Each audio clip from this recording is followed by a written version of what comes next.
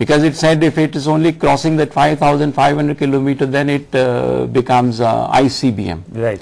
So with the result that if we are consistent in our approach in going for such kind of research and then production building, and then at the top have the credibility to use this, I think that is what is required as far as policy. I like to get there, because see what happens, so we must appreciate the effort being put in by the DRDO scientists, because see they are working against the entire world, I would say, technology denial regime. If we remember that in 80s were actually put on hold. For a large number of years we faced the problem. Post 1998, after Operation Shakti, when we carried out a nuclear blast, that time also most of our scientists have been under infrared scanner. When they travel abroad, they are not allowed to enter certain facilities, they are not allowed to enter certain cities. Imagine this kind of restriction they have. Seen in that background, I think it's a very commendable effort. I'll just come back to you. It is time for a short break. When we return, we continue our discussion on India's missile capability.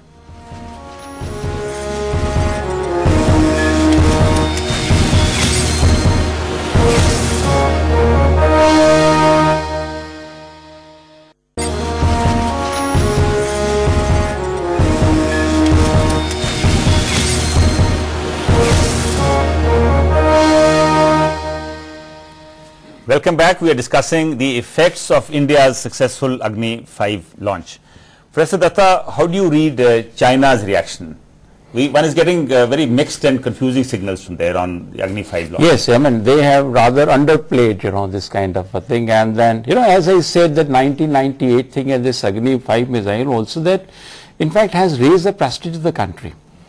And now the China suddenly has taken as a giant neighbor and then not a rival.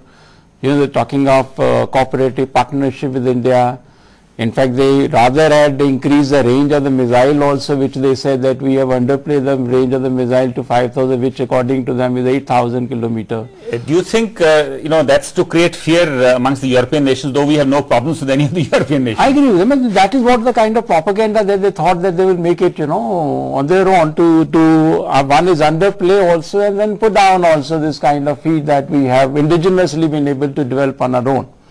Because but the other point they make, Professor Datta, is very valid. They say that this is what Chinese Central Television, which is supposed to be a mouthpiece of the Chinese government, they have claimed that India does not possess the high precision guidance systems of its own, and that we have to get these from the USSR, from Russia and USA. You're right, but then see, having a bomb is one thing. I mean, missile is what? Missile is a carrier.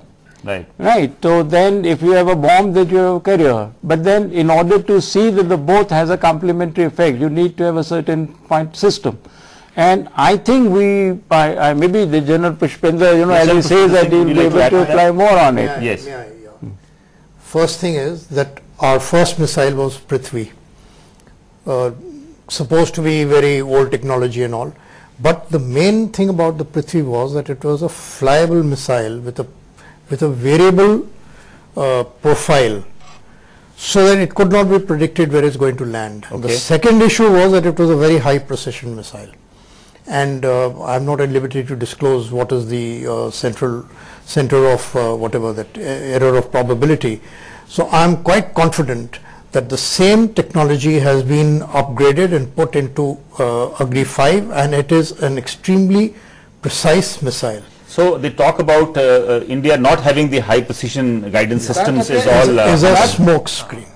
It's a smoke screen. It appears to be a propaganda, because see, we are using BrahMos today to outpost accuracy. A country which can produce, let's say, a cruise missile with such a high precision capability, I'm sure they can design other systems also. And the system variables as testified by the ship, those who are watching the launch of this missile, have reported absolutely correct launch and absolutely correct destruction of the target. Professor Datta, China is also questioning our infrastructural capabilities. Do you think our road and rail network is good enough to carry the missile on its carriers from one area to another? See, in fact, this is not the first missile that we are having. We had a fleet of other missiles also, the BrahMos and other kind of missiles that we had. And then we are going to have this canister capability for this missile also. Right. I mean, See, these are the missiles which in fact at times in fact it was even seen that we should rather done away with the aircrafts and go in for the missiles, because that is more where you save the human being also, and then you could have those more targets, precision targets that you could have it. No, but then you also need to gain air superiority in a battlefield. No, agreed, but can only be done with the aircraft. No, but then also the missile also, you don't use those every day, but the missile also give that kind of capability. You don't also use those aircrafts also every day, but then you have those kind of air superiority. No, but coming back to the basic point about infrastructural capability. Now this missile, as we all know, is 17 meters tall and it weighs about 50 tons. So it will require a huge carrier. I agree with you, carriers. You would recall that when we have our MBT, the Arjun, there were serious problems of carrying Arjun across the road bridges and even rail tracks. We have yet to put the missile into use. And then obviously its transportation will only come, as we'll say that we need 2 years to put that into actually production. So obviously by that time the infrastructure capability could also be augmented. Now, Pushpendra Singh, how do you look at China's hot and cold kind of reaction? First thing is I want to, about your 8,000 capability, that is number one. Right. You see, they are very clear. They want to say we are hitting Western Europe, whereas actually they want to involve Australia. If we go 8,000, of course we hit Western Europe, but we hit Australia. Now Australia, Japan, India are the 3 nations which the USA is banking on to counter China. Right. So whereas they are talking of Europe, they are actually hinting at Australia, because Australia says, oh, 8,000, no, then it impinges on us. But I think we have no problem with Australia. We have no problem with Australia. Australia. Exactly, but they are trying to play a little spoil sport. Okay. The second thing is that when we launched, when we detonated our nuclear devices in 1998, the USA's reaction was very, very hot. And George Fernandez, even though the Chinese defense minister was in India, he said our principal enemy is China. That's right. That was to that focus. That famous or infamous comment of his, which triggered a huge diplomatic that was to take the focus away from Pakistan. So since then, China has upped the ante a lot. And as far as this missile is concerned, all the previous missiles, I mean, Pakistan is well covered. The only country which has now come in its ambit is China. So it's obvious it's a China-centric missile. So obviously their reaction has to be hot, because they feel that we are targeting them. But fortunately, USA's reaction this time has not been that hot. They just asked us to be cautious. Because maybe that we are in a more strategic league with them, so that now we are aligned with the USA. General Pushpendra Singh, is there a danger of this launch triggering an arms race of sorts? This is what happened in 74 and then again in 98 when we detonated the nuclear device. So whatever arms race with Pakistan had to be launched is already over. As far as China is concerned, we are trying to have a minimum capability to deter them. But China could help Pakistan in other ways to keep India bottlenecked. That they will do in any case. But our arms race is not with China, because China's arms race is the USA. That's right. And they've said, so you guys are not in our league. We are not. There's no doubt about it. General Virk, how do you prevent an arms race? There's been a suggestion by our Arunachal governor, General J.J. Singh, that perhaps we need to resolve the border dispute through give and take. Do you agree with him? I think that's a very mature statement coming from an ex-chief and who is the governor now of a state which is very close to Chinese border. This proposal, in fact, if you remember, had even been made by our previous Prime Minister, Shri Rajiv Gandhi, also even by Ms. Indira Gandhi also. We at times we have never given a serious thought to it. There are various areas which are in fact under the effective control of China right now. And there are certain areas where we feel that this is in fact has been ceded to, let's say, by Pakistani to the China. Right. So are we in a position to take those areas back forcibly or by launching a war? We have to be realistic. And the border dispute, can they be resolved by, let's say, talks, the way it's being suggested now? Now, these two things we have to weigh the pros and cons. Well, interesting. Maybe that's the subject of a separate discussion. Absolutely. Going back to the Agni 5 launch. Yes. I think, sir, in fact, when we took at this give and take kind of a policy, see, rather than initiating a move of this kind, and again, because it actually involved India and China, see, when we look at the areas which are under dispute, and there is nothing that is coming from the Chinese side at this point of time. Because when it comes to give and take, that is a story which in fact was during right from the 60s onward. Professor Datta, no harm in our making the first move. I mean, no, but in any case, Chinese, you always are China had made the first move. They said you do this thing. That time they said we'll talk about that a little later. Now, General Virk, what next after this? Should we go in for anti-satellite weapons has been suggested by the DRDO chief? I think that's the point of concern to all of us. Today, the kind of plethora of satellites which are in the space, I think one needs to take a look at that also. Though as far as anti-ballistic missile defense is concerned, that should be the first step, which in fact is being now fine-tuned by the DRDO scientists. Also, they may like to take another look at development of Arihant, which should make us actually a submarine launched missile capable, and that would be, I think, area of bigger priority.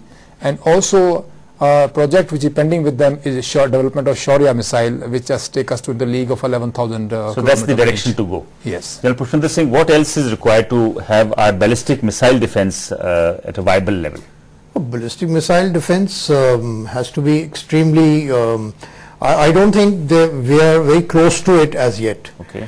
Using Prithvi missile as a ballistic, anti-ballistic missile weapon is not really what we need for ballistic missile defense is firstly an instantaneous surveillance and response system, which has to be done by satellite. So when we want to have a ballistic missile defense, let's develop that one. But we also want to deny the instant response and the sync system of the enemy. So an anti-satellite system is, both the things have to work in tandem. So we need to take the DRDO chief seriously. And first is we need to revisit our space policy also on that account. Right. Now, before we close, I want to show you a little cartoon that appeared in the Times of India today. Let's have that on the screen, please. Here are two farmers going on a bullock cart, and they're discussing the launch of the Agni 5 missile. And one of them is wishing that after this, when would they be able to get rid of the bullock cart? It's a very, very interesting cartoon. My quick question to all of you is it correct for a poor country like ours, where a lot of people are still moving around on bullock carts, to spend so much money on such a sophisticated missile as the Agni 5? No, but point is that this is your basic requirement. Basic requirement in terms of like poverty of a country. There are a lot of area where we need to, in fact, become a little more conservative, and rather than trying to prune down our defense budget. There are more, so this is not an area to cut down on. Pushpinder Singh, your view? You see, this is the essential dichotomy between India and Bharat on the one hand. But if you look at defense and the Agni 5 specifically, it's an enabler for development. It's an enabler for Bharat to transform into India. But can we at this point of time ignore Bharat, Professor Datta? The technology also help in removing the poverty. Yeah. You know, when it was talking of the STAR, those wars and SDI, so when again there was a resistance in the US for going for the STAR wars, so one of the argument built up by the president was, once it will put into effect, it will also help in commercialization of the technology, which can always. So we need not compromise on our defense technology and capability. Bharat can progress only in a safe environment. If India progresses, only the Bharat. So we are complementary between the two. Very valid points. Thank you very much, gentlemen, for joining us in the discussion. While the exuberance over India's successful launch of Agni 5 is understandable, it is also time to double up our diplomatic efforts to resolve the long pending issues of conflict with both Pakistan and China. The region can't afford another arms race like the one which followed the detonation of our nuclear device back in 74 and then 98. That's all in Defense Line today. Do write your feedback. Good luck and goodbye.